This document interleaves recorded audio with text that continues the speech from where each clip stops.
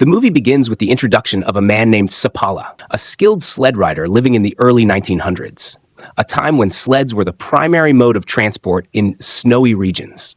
These sleds were pulled by specially trained dogs bred for endurance and speed. Sapala was one of the finest mushers, and he had an exceptional team of Siberian Huskies, strong and well-trained, making his journeys smooth and efficient. One day, a new puppy was born. A Siberian Husky, just like the rest. But there was a problem. The puppy seemed weak, far from the strength and stamina required to pull a sled. Sapala took one look at it and dismissed it as useless. He had no intention of keeping it, believing it would never be fit for the harsh and demanding sled rides.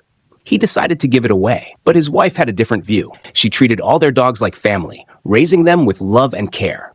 She named the puppy Togo and refused to let it go. "He's just a pup," she told Sapala. "We shouldn't judge him so soon. Let him grow. Let him prove himself." Sapala didn't agree, but for the sake of his wife, he decided to let Togo stay. As time passed, Togo grew, but not into the obedient, disciplined sled dog Sapala wanted. Instead, he was mischievous, restless, and full of energy. Unlike the other dogs who trained seriously, Togo was wild and uncontrollable. Sapala was constantly annoyed. His wife, however, saw something special in him. She encouraged Sapala to take Togo along on the sled rides, but Sapala refused. "He's too weak," he argued. "He won't survive the journey." Determined to get rid of the troublesome pup, Sapala gave Togo to a friend, but his wife knew the truth. No one would keep Togo for long. And she was right. The very next day, the friend returned, shaking his head. "I can't keep this dog. He's impossible to handle," he complained.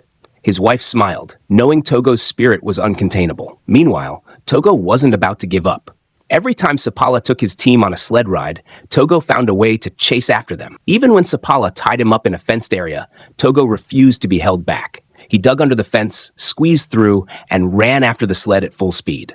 Despite being smaller and younger than the other dogs, Togo kept up with them effortlessly. But his mischief caused trouble.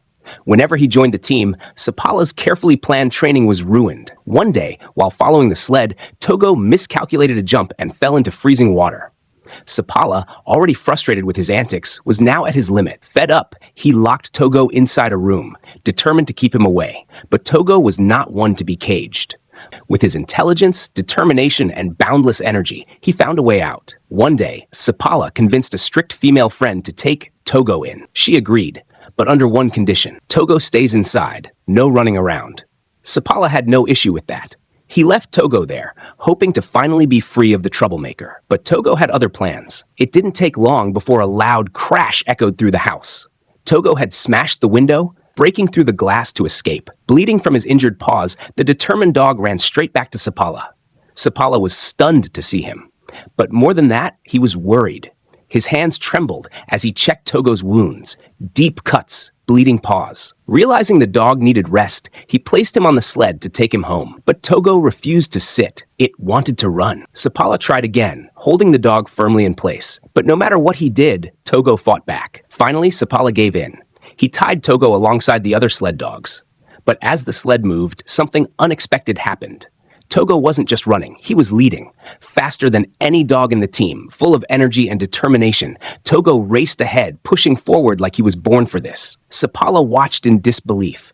He had spent years dismissing this dog, but now Togo was proving him wrong. By the time they reached home, Sapala was in shock. "This dog, he's incredible," he told his wife, still catching his breath. "He's a lead dog." His wife smiled. She had always known. From that day on, Sapala and Togo became an unbeatable team. Race after race, Togo led the sled with unmatched speed and endurance. Together, they won countless sled races, gaining fame across the region. Years passed. 12, to be exact. Togo had grown older, but his spirit remained as strong as ever. One day, as Sapala and Togo returned home, something felt wrong. The town was unusually silent. Then, the dreadful news spread. A deadly disease had struck. Diphtheria. Children were falling sick. Many had already died. Fear gripped every family. A desperate meeting was called, and Sapala attended. The mayor's voice trembled as he spoke. "There is a cure, but the serum is 600 kilometers away." A heavy silence fell over the room. A deadly storm was approaching. The journey was dangerous. All eyes turned to Sapala. He had crossed brutal terrains before, but even he hesitated. "The weather is bad," he said. Even the dog sensed it. Togo, he was uneasy, and he hasn't been afraid in years. That meant something was truly wrong. After the meeting, as Sapala stepped outside, a doctor approached him. "Can you take me to the hospital?" Sapala nodded and took him there on his sled. But what he saw at the hospital shook him. Rows of sick children, their faces pale, their bodies weak. They were running out of time. Sapala stood frozen. Then he made a decision. He rushed home and turned to his wife. "I have to go get the medicine," he said firmly. "I'll take Togo with me." His wife's face filled with concern. "Sapala, he's 12 years old now. You said yourself he's not strong anymore." Sapala hesitated, but deep inside, he knew the truth. Togo was the only hope they had. With a final glance at his wife, he tightened his grip on the sled and set off into the storm. As they pushed forward, the blizzard roared like a wild beast, its icy winds blinding everything in sight. Sapala could barely see, but Togo led the way, undeterred by the raging storm. "Keep moving," Sapala shouted over the howling wind, urging his dogs forward. The journey was brutal. The storm was relentless. Then suddenly, Togo stopped. Confused, Sapala tried to push forward, but Togo refused to move. That's when Sapala saw it. A massive ditch hidden by snow, stretching deep into the ground. Togo had sensed the danger before anyone else. Sapala's heart pounded. If they had gone just a few steps further, they would have fallen to their deaths. He let out a shaky breath, realizing Togo had just saved them all. But then he noticed something else. Togo's paw was bleeding. The dog had pushed through the brutal terrain for hours, and now his wounds were worsening. Despite the pain, Togo stood tall, ready to keep going. After an exhausting day, they finally reached an outpost where a doctor greeted them. She examined Togo's injured paw and looked at Sapala with concern. "He's 12 years old now," she reminded him. "This journey is too much for him." But Sapala already knew the truth. Without Togo, they would never make it. Ignoring his own exhaustion, Sapala gathered his dogs and pressed on. Meanwhile, back in town, the situation was growing dire. More children were falling sick. Time was running out. Determined to reach the serum in time, Sapala chose the shortest but most dangerous route. Ahead of them lay a frozen lake, stretching endlessly under the stormy sky. The wind howled, pushing against them. The ice groaned under their weight. Sapala's heart pounded. But there was no turning back. "Go!" he shouted, and the dogs leaped forward. The sled glided across the lake, the ice cracking with each step. The storm raged behind them. Then a loud crack.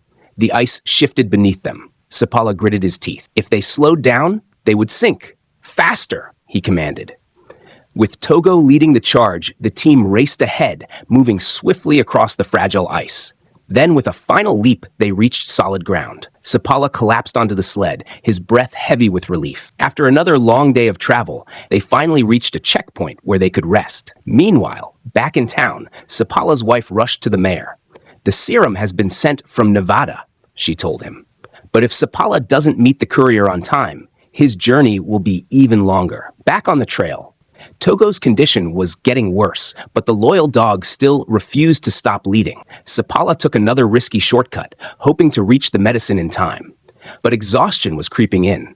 His eyelids grew heavy. His body ached. He was running on sheer willpower.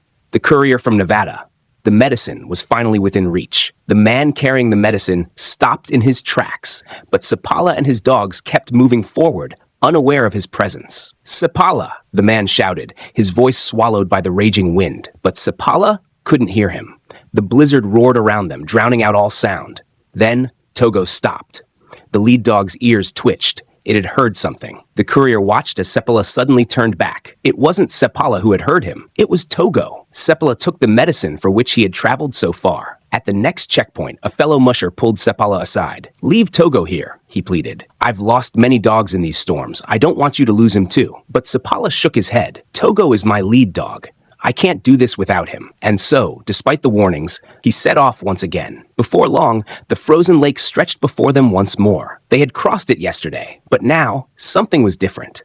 The ice was shifting. It was moving. Sapala knew that if they avoided it, they would lose another day. They didn't have another day. With a deep breath, he made his decision. "Togo, forward." The dogs charged ahead, their paws skimming across the slick surface.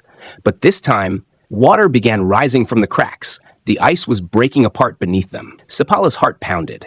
If they slowed down, even for a second, they would be swallowed by the freezing lake. The dogs ran faster. pushing toward the shore. Then, a terrible crack. The ice split apart, sending them drifting away from solid ground. They were trapped. Sapala acted fast. Grabbing Togo, he hurled him toward the shore. The injured dog landed hard, but instantly dug his claws into the snow. "Pull, Togo," Sapala cried. Despite his wounds, Togo pulled with everything he had. The ice raft shifted, inch by inch, until finally they reached solid ground. Sapala collapsed onto his knees, gasping for breath. They had made it. At the next checkpoint, the lady doctor rushed forward. Her eyes filled with tears the moment she saw Togo. "Sapala, your dog is dying." Sapala's chest tightened.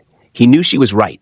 Togo had given everything. The night passed in heavy silence. By morning, Sapala made a painful decision. He gently tied Togo behind the sled. "You need to rest," he whispered. But as soon as the team moved forward, Togo fought against the rope.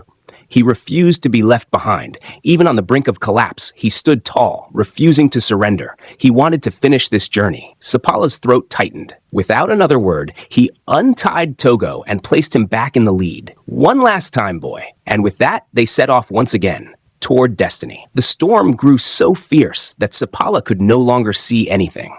The world around him had turned into a swirling white void. He stumbled toward Togo, his voice barely audible over the raging wind. "I can't see the way ahead," he admitted. "You have to guide us now. Take us to the next checkpoint." Bracing against the storm, Sapala pulled his coat tighter and covered his face. And then Togo took the lead.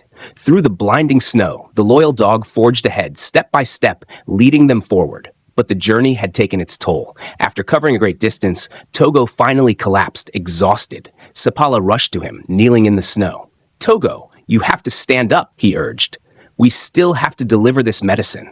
He ran his hands over the dog's fur, but Togo didn't move. A pang of fear struck Sapala's heart. Had he pushed him too far? Then, a flicker of light. A man emerged from the storm, carrying a lantern. Relief flooded over Sapala as he realized Togo had led them exactly where they needed to be. They had reached the checkpoint. Sapala's heart swelled with pride.